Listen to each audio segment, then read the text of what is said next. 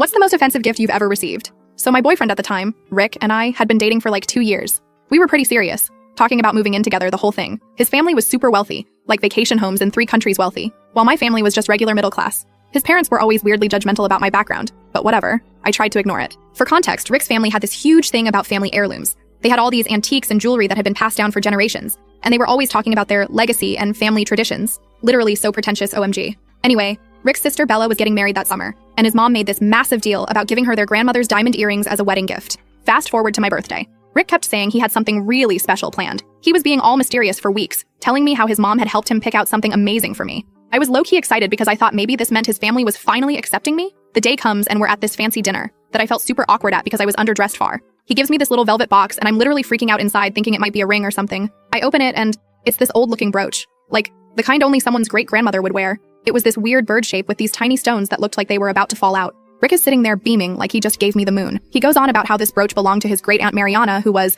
the black sheep of the family, but still part of their legacy. He said his mom thought it would be perfect for me, and how special it was that they were welcoming me into their traditions. I tried to smile and be grateful, but I must have looked confused because then he explained that great-aunt Mariana was known for being unconventional and not quite fitting in with the family standards, but they loved her anyway. Y'all, he didn't even realize what he was saying. It took everything in me not to throw that brooch across the restaurant. His mom had basically found the perfect way to tell me I was the family disappointment without saying it directly. She gave the black sheep heirloom to the girlfriend they thought wasn't good enough. When we got home, I asked Rick if he understood what his mom was implying. He got all defensive saying I was reading too much into it, and that I should be honored to receive any family heirloom. We got into this huge fight where he accidentally let slip that his mom had originally wanted to give the brooch to their housekeeper as a retirement gift, but thought it would be more meaningful to give it to me instead. I literally sat there in silence for like a full minute. The next day I went to their house when I knew his mom would be having her weekly tea with her friends.